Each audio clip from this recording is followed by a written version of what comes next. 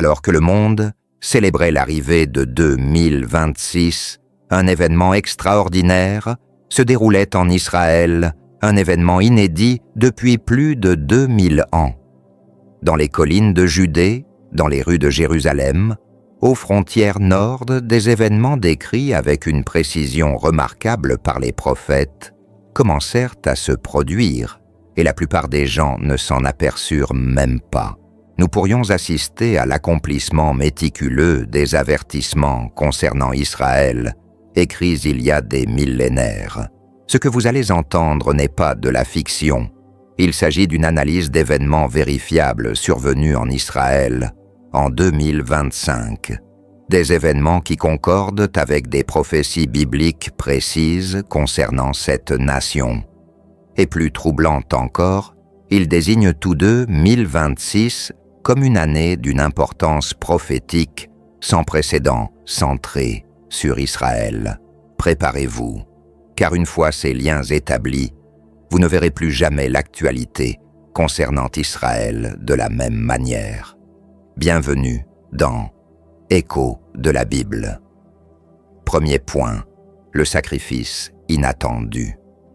En juillet 2025, dans l'ancienne ville de Silo, au nord de Jérusalem, un groupe de rabbins et de prêtres lévites a accompli un rituel qui n'avait pas été pratiqué depuis la destruction du second temple en 70 de notre ère. Ils ont sacrifié une génisse rousse. On pourrait se demander pourquoi s'intéresser au sacrifice d'un animal en Israël. La réponse se trouve dans le livre des Nombres, chapitre 19. Dieu y donne à Moïse un commandement extraordinaire et précis, une génisse rousse, sans défaut, ni tache n'ayant jamais été attelée, doit être sacrifiée.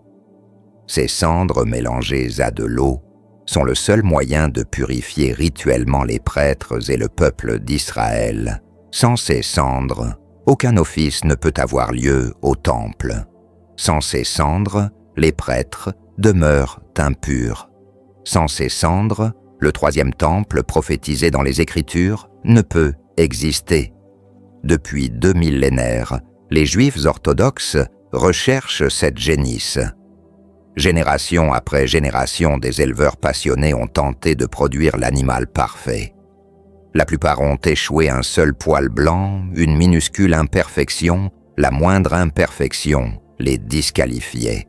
Jusqu'en 2025, l'Institut du Temple de Jérusalem annonçait que non pas une, mais plusieurs génisses rousses avaient été certifiées parfaites selon les critères bibliques. Byron Stinson, un éleveur de bétail chrétien du Texas, avait travaillé pendant des années avec des éleveurs israéliens en vue de ce moment. Les génisses ont été transportées par avion en Israël et examinées minutieusement par des rabbins experts. Et en juillet, alors que le monde était distrait par des crises politiques et économiques, l'abattage a eu lieu. Mais voici ce que les grands médias ont omis de vous dire: cet événement n'était pas public. Il n'y a pas eu de diffusion en direct.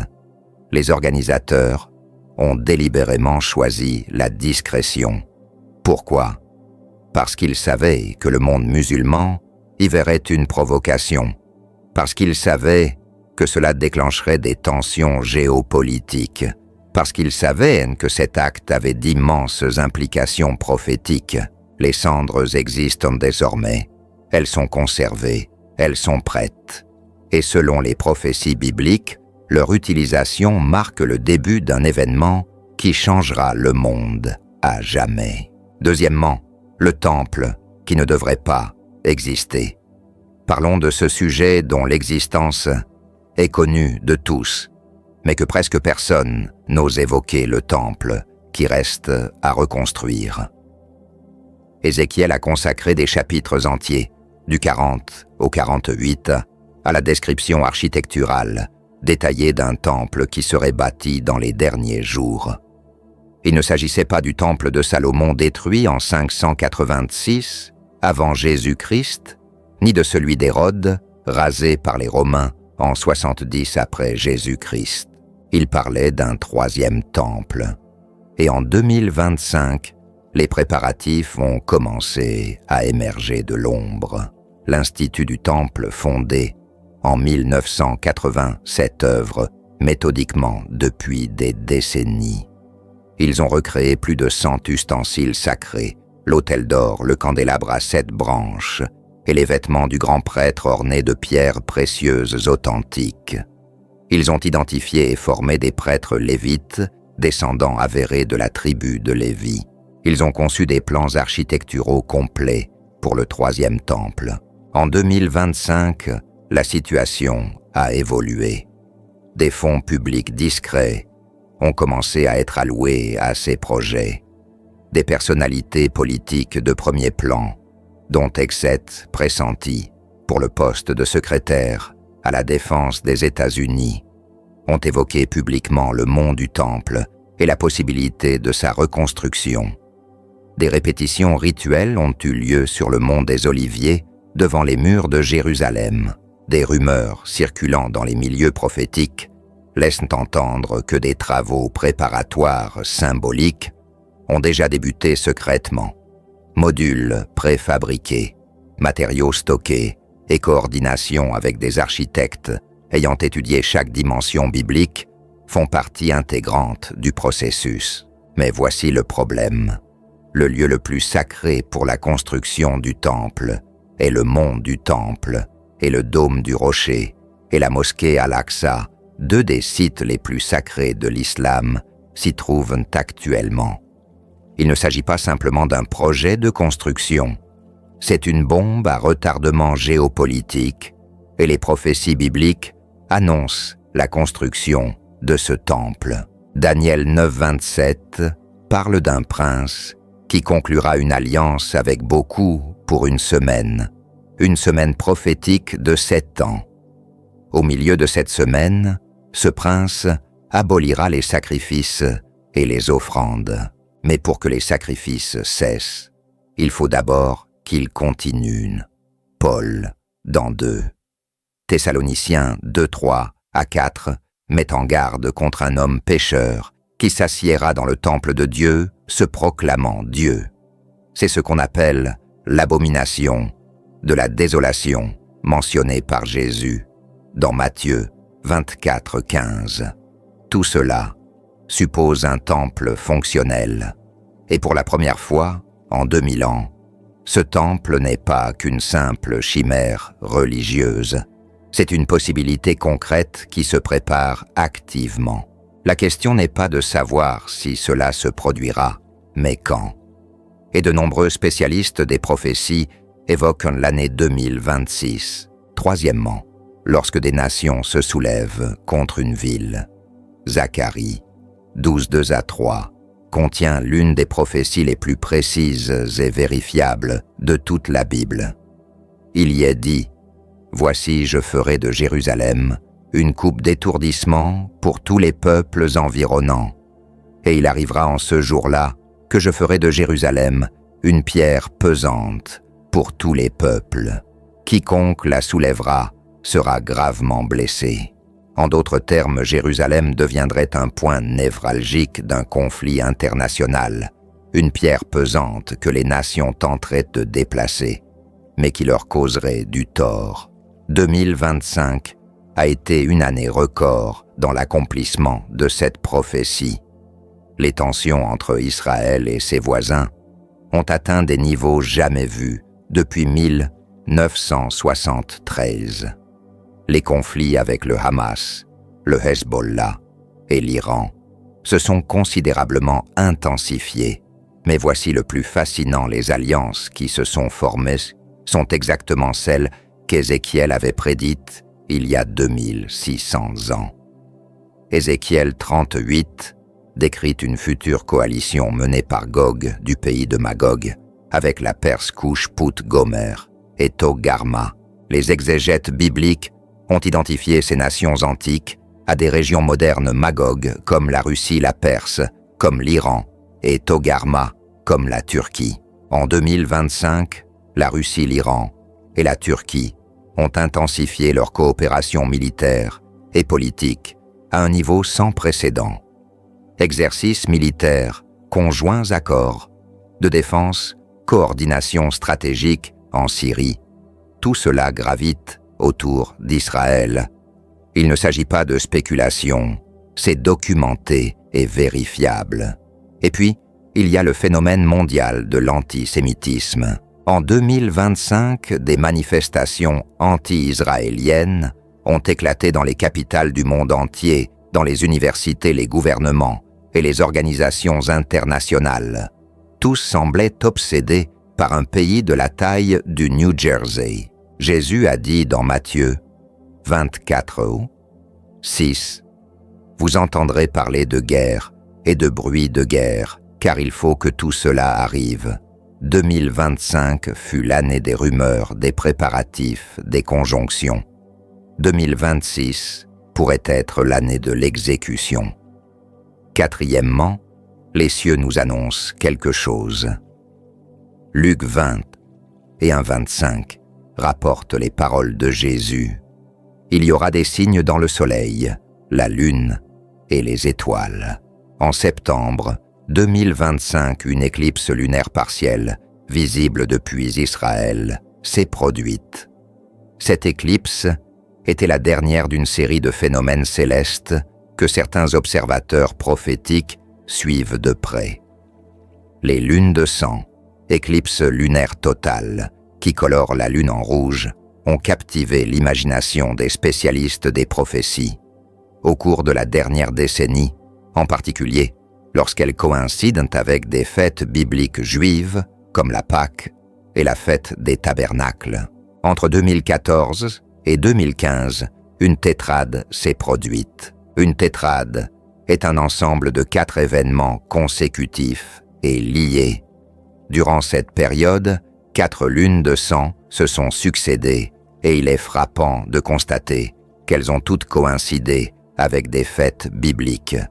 Historiquement, ces tétrades ont coïncidé avec des événements marquants de l'histoire juive, l'expulsion d'Espagne en 1492, la création de l'État d'Israël en 1948 et la guerre des 6 jours en 1967.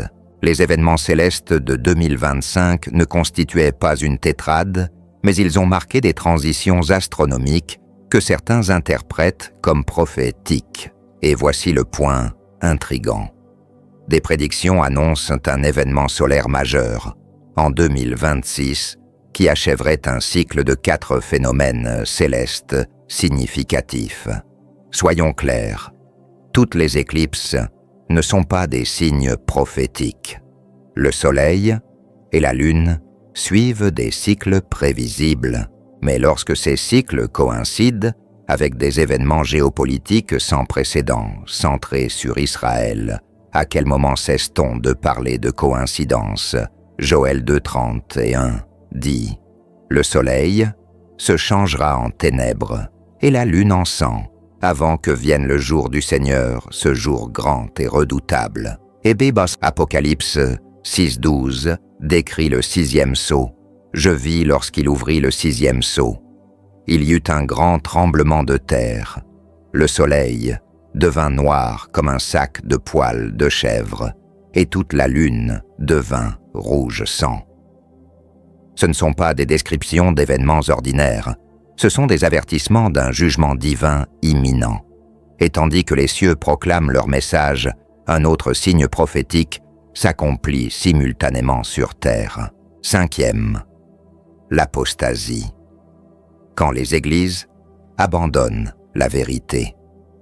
Paul nous avertit dans 2 Thessaloniciens 2:3 « Ne vous y trompez pas, ce jour ne viendra pas avant l'apostasie. » Le mot grec apostasie signifie littéralement détournement ou rébellion.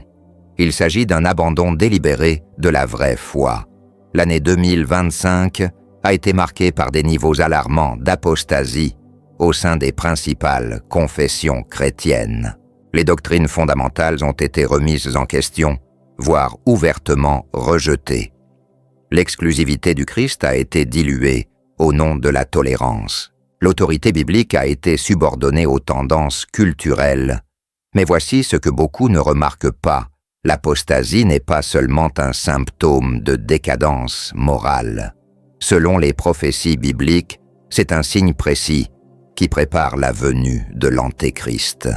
Lorsque les églises abandonnent la vérité, lorsque le discernement spirituel s'effondre, lorsqu'elles cèdent à la facilité et se détournent de la saine doctrine, alors l'humanité devient vulnérable à une tromperie massive. L'Apocalypse 13 décrit un système religieux mondial qui adorera la bête. Comment est-il possible que le monde entier se laisse prendre à une telle tromperie? Parce que le terrain n'aura déjà été préparé par des générations de relativisme, de syncrétisme et de rejet de la vérité absolue. En 2025, ce terrain sera non seulement préparé, mais fertilisé, arrosé et prêt pour la moisson. 6e point. 2026, l'année du jubilé prophétique. Relions maintenant tous ces éléments. Nous avons des cendres de génisse rouge prêtes à purifier les prêtres. Nous avons accéléré les préparatifs pour le 3e temple. Nous avons des alliances internationales alignées exactement comme Ézéchiel l'avait prédit. Nous avons Jérusalem au centre d'un conflit mondial. Nous avons des signes célestes. Nous avons une apostasie généralisée. Et puis, il y a 2026. Certains spécialistes des prophéties ont souligné que 2026 marque exactement 70 ans depuis la guerre des 6 jours de 1967, lorsque Israël a repris le contrôle de Jérusalem-Est et du mont du Temple. En numérologie biblique, le nombre 70 est significatif. Les 70 années de captivité babylonienne, les 70 semaines de Daniel. D'autres ont noté que les manuscrits de la mer morte, découverts en 1947, contiennent des textes prophétiques que certains interprètent comme annonçant l'année 2026 comme une année d'événements eschatologiques majeurs. Il y a aussi la théorie de l'année du jubilé. Tous les 50 ans, Israël devait observer une année du jubilé, une année de libération et de restauration. Chapitre 25, versets 8 à 10. Je vais lire ces versets avec vous. Il est dit « Vous compterez 7 semaines d'année. C'est de sorte que la durée de ces 7 semaines d'année vous donnera 49 ans. 7 fois 7 font 49 ans. Le 10e jour du 7e mois, le jour des expiations, vous sonnerez de la trompette. Vous sonnerez de la trompette dans tout le pays, et vous consacrerez la 50e année. Vous proclamerez la liberté dans tout le pays pour tous ses habitants. Ce sera pour vous une année de jubilé où chacun de vous retournera à sa propriété et chacun de vous à sa famille. Si l'on se base sur certains événements clés de l'histoire moderne d'Israël, 2026 apparaît comme une possible année de jubilé prophétique. S'agit-il de spéculation? Absolument. Personne ne connaît le jour ni l'heure du retour du Christ. Matthieu 24, 36 est clair à ce sujet. Mais Jésus a aussi réprimandé les pharisiens qui ne discernaient pas les signes des temps. Les hypocrites savent interpréter l'aspect du ciel, mais ils sont incapables de discerner les signes des temps. Nous ne fixons pas de date. Nous observons des convergences et celles que nous avons constatées en 2025, annonçant 2026, sont indéniables. Le 7e point concerne le traité qui déclenchera tout. Daniel 9, 27 est peut-être le verset prophétique le plus important pour comprendre la chronologie de la fin des temps. Il dit « Il conclura une alliance avec beaucoup pour une semaine, mais au milieu de la semaine, il fera cesser les sacrifices et les offrandes. » La plupart des spécialistes des prophéties interprètent cette semaine comme une période de 7 ans. La période connue sous le nom de tribulation commence par un traité ou une alliance confirmée par l'Antéchrist avec de nombreux peuples, incluant vraisemblablement Israël. Pendant les 3 premières années et demie, une paix apparente régnera. Le temple fonctionnera. Les sacrifices reprendront. Israël se sentira en sécurité, mais à mi-parcours de cette période, l'Antéchrist rompra. Le traité fera cesser les sacrifices et se proclamera Dieu dans le temple. Cela déclenchera la grande tribulation les 3 dernières années et demie d'un jugement divin sans précédent sur la terre. Depuis les accords d'Abraham, en 2020, on observe une dynamique constante en faveur d'accords de paix au Moyen-Orient, impliquant Israël et plusieurs nations arabes. En 2025, cette dynamique s'est intensifiée. Des représentants diplomatiques de haut niveau, y compris des personnalités américaines, ont évoqué ouvertement un accord de paix global visant à normaliser les relations entre Israël et ses voisins, incluant éventuellement des concessions concernant le mont du Temple. 2026 pourrait-elle être l'année de la signature d'un tel traité, un traité de 7 ans qui permettrait la construction du Temple selon une configuration conciliant les aspirations juives et les sensibilités musulmanes.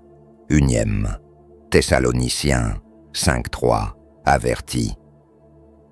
Quand ils diront paix et sécurité, une ruine soudaine les surprendra, comme les douleurs de l'enfantement surprennent la femme enceinte, et ils n'y échapperont pas. Le monde entier aspire à la paix au Moyen-Orient. Les artisans de ces traités travaillent sans relâche. Les nations sont épuisées par les conflits. Et selon les prophéties, lorsque cette paix apparente sera enfin atteinte, le compte à rebours final commencera. Que signifie tout cela? Avant tout, vérifiez tout. Ne croyez rien aveuglément. Examinez les Écritures, analysez les événements de 2025, comparez les prophéties avec l'actualité à l'instar des Béréens dans Actes 17-11, qui examinaient chaque jour les Écritures pour vérifier leur exactitude. Deuxièmement, gardez votre sang-froid. De nombreuses générations ont cru vivre les derniers jours. Certaines se sont trompées, mais une génération finira par avoir raison. Troisièmement, ne vous laissez pas submerger par la peur. Luc 20 et 28 dit « Quand ces choses commenceront à arriver, redressez-vous et levez la tête, car votre délivrance est proche. » Pour les croyants, les prophéties de la fin des temps ne sont pas source de terreur, mais d'espérance. Elles signifient que Dieu est souverain, que son plan se déroule conformément à ses promesses et que la rédemption finale est proche. Mais elles soulignent aussi l'urgence. Jésus a raconté la parabole des 10 vierges dans Matthieu 25. 5 étaient sages et avaient de l'huile dans leurs lampes. 5 étaient insensés et n'avaient rien préparé. À l'arrivée de l'époux, seuls ceux qui étaient préparés entrèrent au banquet. La préparation n'est pas seulement spirituelle, elle est aussi relationnelle. Il y a des personnes dans votre vie qui ont besoin d'entendre l'Évangile avant qu'il ne soit trop tard. Elle est financière. Vivez avec la sagesse de quelqu'un qui reconnaît que les systèmes mondiaux peuvent s'effondrer. Elle est mentale. Soyez suffisamment ancrés dans la vérité biblique pour ne pas être emportés par les tromperies à venir. Merci d'avoir écouté jusqu'au bout. Si ce message vous a touché, écrivez cette phrase en commentaire. « Seigneur, éveille mon cœur afin que je comprenne ton timing. » Chaque commentaire est une déclaration de foi et permet à ce message d'atteindre davantage de personnes qui ont besoin d'entendre ces vérités aujourd'hui. Si vous n'êtes pas encore abonné, abonnez-vous maintenant. Ainsi, vous ne manquerez pas les prochaines vidéos où nous approfondirons les prophéties qui s'accomplissent sous nos yeux. Ignorer ces signes, c'est perdre son discernement. Être ici, c'est rester vigilant. Aimez, partagez et accompagnez-nous en cette période cruciale. Que Dieu vous bénisse et vous garde. À bientôt dans la prochaine vidéo. Amen. Alors que le monde célébrait l'arrivée de 2026, un événement extraordinaire se déroulait en Israël, un événement inédit depuis plus de 2000 ans. Dans les collines de Judée, dans les rues de Jérusalem, aux frontières nord, des événements décrits avec une précision remarquable par les prophètes commencèrent à se produire, et la plupart des gens ne s'en aperçurent même pas. Nous pourrions assister à l'accomplissement méticuleux des avertissements concernant Israël, écrits il y a des millénaires. Ce que vous allez entendre n'est pas de la fiction. Il s'agit d'une analyse d'événements vérifiables survenus en Israël en 2025. Des événements qui concordent avec des prophéties bibliques précises concernant cette nation. Et plus troublant encore, ils désignent tous deux 1026 comme une année d'une importance prophétique sans précédent centrée sur Israël. Préparez-vous, car une fois ces liens établis, vous ne verrez plus jamais l'actualité concernant Israël de la même manière. Bienvenue dans Écho de la Bible. Premier point, le sacrifice inattendu. En juillet 2025, dans l'ancienne ville de Silo, au nord de Jérusalem, un groupe de rabbins et de prêtres lévites a accompli un rituel qui n'avait pas été pratiqué depuis la destruction du second temple en 70 de notre ère. Ils ont sacrifié une génisse rousse. On pourrait se demander pourquoi s'intéresser au sacrifice d'un animal en Israël. La réponse se trouve dans le livre des Nombres, chapitre 19. Dieu y donne à Moïse un commandement extraordinaire et précis, une génisse rousse sans défaut, ni tache n'ayant jamais été attelée, doit être sacrifiée. Ces cendres mélangées à de l'eau sont le seul moyen de purifier rituellement les prêtres et le peuple d'Israël. Sans ces cendres, aucun office ne peut avoir lieu au temple. Sans ces cendres, les prêtres demeurent impurs. Sans ces cendres, le troisième temple prophétisé dans les Écritures ne peut exister. Depuis 2 millénaires, les Juifs orthodoxes recherchent cette génisse. Génération après génération, des éleveurs passionnés ont tenté de produire l'animal parfait. La plupart ont échoué. Un seul poil blanc, une minuscule imperfection, la moindre imperfection les disqualifiait. Jusqu'en 2025, l'Institut du Temple de Jérusalem annonçait que non pas une, mais plusieurs génisses rousses avaient été certifiées parfaites selon les critères bibliques.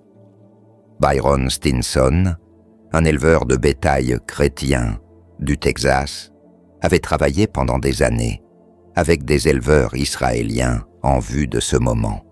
Les génisses ont été transportées par avion en Israël et examinées minutieusement par des rabbins experts. Et en juillet, alors que le monde était distrait par des crises politiques et économiques, l'abattage a eu lieu. Mais voici ce que les grands médias ont omis de vous dire: cet événement n'était pas public. Il n'y a pas eu de diffusion en direct. Les organisateurs ont délibérément choisi la discrétion. Pourquoi ? Parce qu'ils savaient que le monde musulman y verrait une provocation. Parce qu'ils savaient que cela déclencherait des tensions géopolitiques. Parce qu'ils savaient que cet acte avait d'immenses implications prophétiques. Les cendres existent désormais. Elles sont conservées. Elles sont prêtes. Et selon les prophéties bibliques, leur utilisation marque le début d'un événement qui changera le monde à jamais. Deuxièmement, le temple qui ne devrait pas exister. Parlons de ce sujet dont l'existence est connue de tous, mais que presque personne n'ose évoquer: le temple qui reste à reconstruire. Ézéchiel a consacré des chapitres entiers, du 40 au 48, à la description architecturale détaillé d'un temple qui serait bâti dans les derniers jours. Il ne s'agissait pas du temple de Salomon détruit en 586 avant Jésus-Christ, ni de celui d'Hérode, rasé par les Romains en 70 après Jésus-Christ. Il parlait d'un troisième temple. Et en 2025, les préparatifs ont commencé à émerger de l'ombre. L'Institut du Temple, fondé en 1980, cette œuvre méthodiquement depuis des décennies. Ils ont recréé plus de 100 ustensiles sacrés, l'autel d'or, le candélabre à 7 branches et les vêtements du grand prêtre ornés de pierres précieuses authentiques. Ils ont identifié et formé des prêtres lévites, descendants avérés de la tribu de Lévi. Ils ont conçu des plans architecturaux complets pour le troisième temple. En 2025, la situation a évolué. Des fonds publics discrets ont commencé à être alloués à ces projets. Des personnalités politiques de premier plan, dont Exet pressenti pour le poste de secrétaire à la défense des États-Unis, ont évoqué publiquement le mont du Temple et la possibilité de sa reconstruction. Des répétitions rituelles ont eu lieu sur le mont des Oliviers, devant les murs de Jérusalem. Des rumeurs circulant dans les milieux prophétiques laissent entendre que des travaux préparatoires symboliques ont déjà débuté secrètement. Modules préfabriqués, matériaux stockés et coordination avec des architectes ayant étudié chaque dimension biblique font partie intégrante du processus. Mais voici le problème. Le lieu le plus sacré pour la construction du temple est le mont du temple et le dôme du rocher et la mosquée Al-Aqsa, deux des sites les plus sacrés de l'islam, s'y trouvent actuellement. Il ne s'agit pas simplement d'un projet de construction. C'est une bombe à retardement géopolitique et les prophéties bibliques annoncent la construction de ce temple. Daniel 9,27 parle d'un prince qui conclura une alliance avec beaucoup pour une semaine prophétique de 7 ans. Au milieu de cette semaine, ce prince abolira les sacrifices et les offrandes. Mais pour que les sacrifices cessent, il faut d'abord qu'ils continuent. Paul, dans 2 Thessaloniciens 2:3 à 4, met en garde contre un homme pécheur qui s'assiera dans le temple de Dieu, se proclamant Dieu. C'est ce qu'on appelle l'abomination de la désolation mentionnée par Jésus dans Matthieu 24:15. Tout cela suppose un temple fonctionnel. Et pour la première fois, en 2000 ans, ce temple n'est pas qu'une simple chimère religieuse. C'est une possibilité concrète qui se prépare activement. La question n'est pas de savoir si cela se produira, mais quand. Et de nombreux spécialistes des prophéties évoquent l'année 2026. Troisièmement, lorsque des nations se soulèvent contre une ville. Zacharie 12:2 à 3 contient l'une des prophéties les plus précises et vérifiables de toute la Bible. Il y est dit « Voici, je ferai de Jérusalem une coupe d'étourdissement pour tous les peuples environnants. Et il arrivera en ce jour-là que je ferai de Jérusalem une pierre pesante pour tous les peuples. Quiconque la soulèvera sera gravement blessé. » En d'autres termes, Jérusalem deviendrait un point névralgique d'un conflit international, une pierre pesante que les nations tenteraient de déplacer, mais qui leur causerait du tort. 2025 a été une année record dans l'accomplissement de cette prophétie. Les tensions entre Israël et ses voisins ont atteint des niveaux jamais vus depuis 1973. Les conflits avec le Hamas, le Hezbollah et l'Iran se sont considérablement intensifiés. Mais voici le plus fascinant, les alliances qui se sont formées sont exactement celles qu'Ézéchiel avait prédites il y a 2600 ans. Ézéchiel 38 décrit une future coalition menée par Gog du pays de Magog, avec la Perse Cush, Put, Gomer et Togarma. Les exégètes bibliques ont identifié ces nations antiques à des régions modernes Magog comme la Russie, la Perse, comme l'Iran, et Togarma comme la Turquie.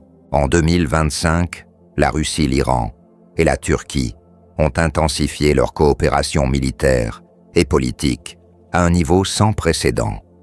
Exercices militaires, conjoints accords, de défense, coordination stratégique en Syrie, tout cela gravite autour d'Israël.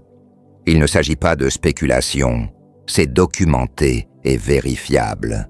Et puis, il y a le phénomène mondial de l'antisémitisme. En 2025, des manifestations anti-israéliennes ont éclaté dans les capitales du monde entier, dans les universités, les gouvernements et les organisations internationales.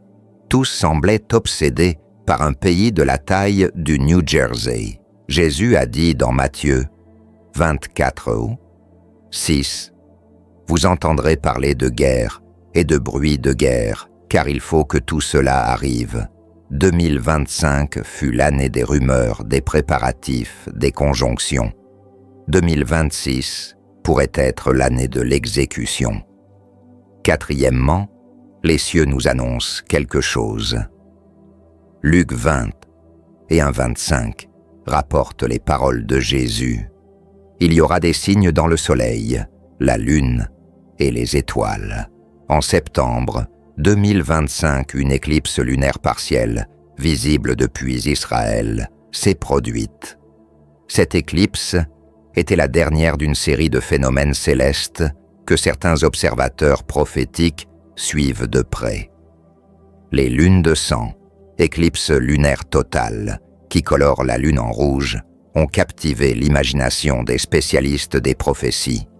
Au cours de la dernière décennie, en particulier, lorsqu'elles coïncident avec des fêtes bibliques juives, comme la Pâque et la fête des tabernacles. Entre 2014 et 2015, une tétrade s'est produite. Une tétrade est un ensemble de 4 événements consécutifs et liés.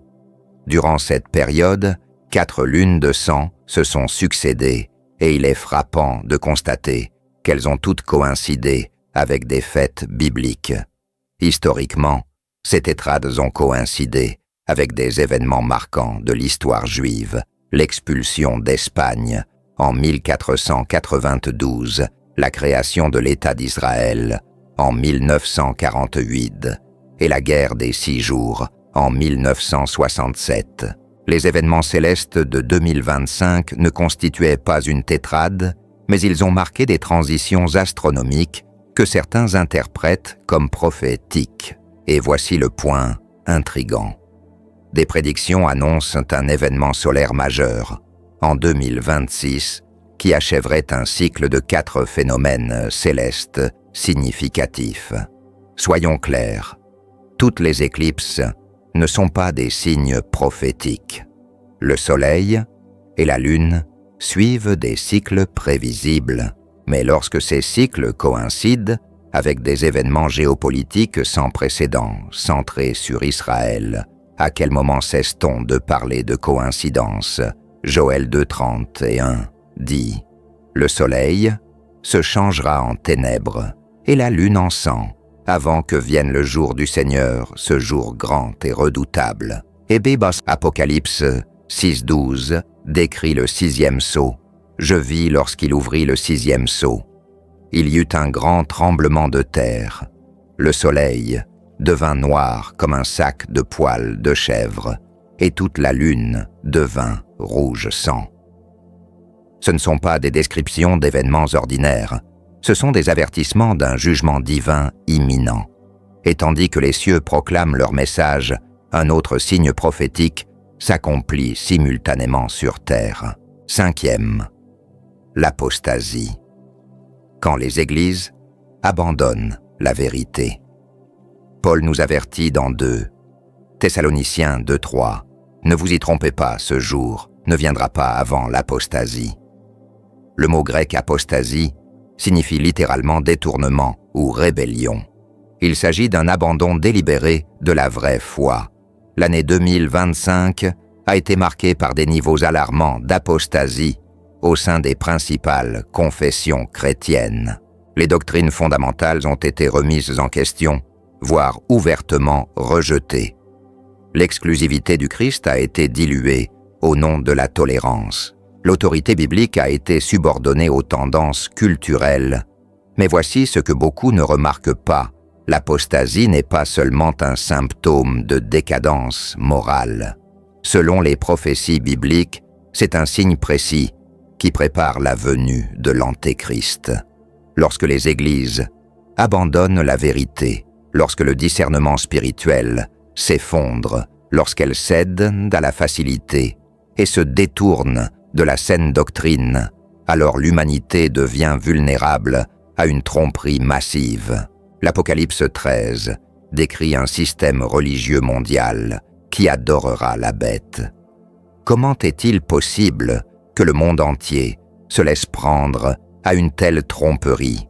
Parce que le terrain n'aura déjà été préparé par des générations de relativisme, de syncrétisme et de rejet de la vérité absolue. En 2025, ce terrain sera non seulement préparé, mais fertilisé, arrosé et prêt pour la moisson. 6e point. 2026, l'année du jubilé prophétique. Relions maintenant tous ces éléments. Nous avons des cendres de génisse rouge prêtes à purifier les prêtres. Nous avons accéléré les préparatifs pour le 3e temple. Nous avons des alliances internationales alignées exactement comme Ézéchiel l'avait prédit. Nous avons Jérusalem, au centre d'un conflit mondial. Nous avons des signes célestes. Nous avons une apostasie généralisée. Et puis, il y a 2026. Certains spécialistes des prophéties ont souligné que 2026 marque exactement 70 ans depuis la guerre des 6 jours de 1967, lorsqu'Israël a repris le contrôle de Jérusalem-Est et du mont du Temple. En numérologie biblique, le nombre 70 est significatif. Les 70 années de captivité babylonienne, les 70 semaines de Daniel. D'autres ont noté que les manuscrits de la mer morte, découverts en 1947, contiennent des textes prophétiques que certains interprètent comme annonçant l'année 2026 comme une année d'événements eschatologiques majeurs. Il y a aussi la théorie de l'année du jubilé. Tous les 50 ans, Israël devait observer une année du jubilé, une année de libération et de restauration. Chapitre 25, versets 8 à 10. Je vais lire ces versets avec vous. Il est dit, « Vous compterez 7 semaines d'année. C'est de sorte que la durée de ces 7 semaines d'année vous donnera 49 ans. 7 fois 7 font 49 ans. Le 10e jour du 7e mois, le jour des expiations, vous sonnerez de la trompette. Vous sonnerez de la trompette dans tout le pays, et vous consacrerez la 50e année. Vous proclamerez la liberté dans tout le pays pour tous ses habitants. Ce sera pour vous une année de jubilé où chacun de vous retournera à sa propriété, et chacun de vous à sa famille. Si l'on se base sur certains événements clés de l'histoire moderne d'Israël, 2026 apparaît comme une possible année de jubilé prophétique.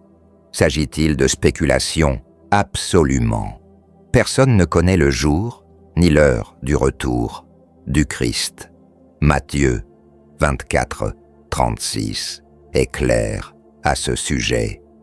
Mais Jésus a aussi réprimandé les pharisiens qui ne discernaient pas les signes des temps. Les hypocrites savent interpréter l'aspect du ciel, mais ils sont incapables de discerner les signes des temps. Nous ne fixons pas de date. Nous observons des convergences et celles que nous avons constatées en 2025, annonçant 2026, sont indéniables. Le 7e point concerne le traité qui déclenchera tout. Daniel 9, 27 est peut-être le verset prophétique le plus important pour comprendre la chronologie de la fin des temps. Il dit « Il conclura une alliance avec beaucoup pour une semaine, mais au milieu de la semaine, il fera cesser les sacrifices et les offrandes. La plupart des spécialistes des prophéties interprètent cette semaine comme une période de 7 ans. La période connue sous le nom de tribulation commence par un traité ou une alliance confirmée par l'Antéchrist avec de nombreux peuples, incluant vraisemblablement Israël. Pendant les 3 premières années et demie, une paix apparente régnera. Le temple fonctionnera. Les sacrifices reprendront. Israël se sentira en sécurité, mais à mi-parcours de cette période, l'Antéchrist rompra. Le traité fera cesser les sacrifices et se proclamera Dieu dans le temple. Cela déclenchera la grande tribulation les 3 dernières années et demie d'un jugement divin sans précédent sur la terre. Depuis les accords d'Abraham, en 2020, on observe une dynamique constante en faveur d'accords de paix au Moyen-Orient, impliquant Israël et plusieurs nations arabes. En 2025, cette dynamique s'est intensifiée. Des représentants diplomatiques de haut niveau, y compris des personnalités américaines, ont évoqué ouvertement un accord de paix global visant à normaliser les relations entre Israël et ses voisins, incluant éventuellement des concessions concernant le mont du Temple. 2026 pourrait-elle être l'année de la signature d'un tel traité, un traité de 7 ans qui permettrait la construction du Temple selon une configuration conciliant les aspirations juives et les sensibilités musulmanes. Unième, Thessaloniciens 5.3 avertit. Quand ils diront paix et sécurité, une ruine soudaine les surprendra, comme les douleurs de l'enfantement surprennent la femme enceinte, et ils n'y échapperont pas. Le monde entier aspire à la paix au Moyen-Orient. Les artisans de ces traités travaillent sans relâche. Les nations sont épuisées par les conflits. Et selon les prophéties, lorsque cette paix apparente sera enfin atteinte, le compte à rebours final commencera. Que signifie tout cela? Avant tout, vérifiez tout. Ne croyez rien aveuglément. Examinez les Écritures, analysez les événements de 2025, comparez les prophéties avec l'actualité à l'instar des Béréens dans Actes 17-11, qui examinaient chaque jour les Écritures pour vérifier leur exactitude. Deuxièmement, gardez votre sang-froid. De nombreuses générations ont cru vivre les derniers jours. Certaines se sont trompées, mais une génération finira par avoir raison. Troisièmement, ne vous laissez pas submerger par la peur. Luc 20 et 1:28 dit « Quand ces choses commenceront à arriver, redressez-vous et levez la tête, car votre délivrance est proche. » Pour les croyants, les prophéties de la fin des temps ne sont pas source de terreur, mais d'espérance. Elles signifient que Dieu est souverain, que son plan se déroule conformément à ses promesses et que la rédemption finale est proche. Mais elles soulignent aussi l'urgence. Jésus a raconté la parabole des 10 vierges dans Matthieu 25. 5 étaient sages et avaient de l'huile dans leurs lampes.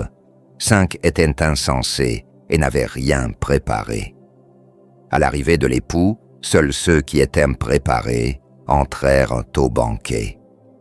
La préparation n'est pas seulement spirituelle, elle est aussi relationnelle. Il y a des personnes dans votre vie qui ont besoin d'entendre l'Évangile avant qu'il ne soit trop tard. Elle est financière. Vivez avec la sagesse de quelqu'un qui reconnaît que les systèmes mondiaux peuvent s'effondrer. Elle est mentale. Soyez suffisamment ancrés dans la vérité biblique pour ne pas être emportés par les tromperies à venir. Merci d'avoir écouté jusqu'au bout. Si ce message vous a touché, écrivez cette phrase en commentaire. Seigneur, éveille mon cœur afin que je comprenne ton timing.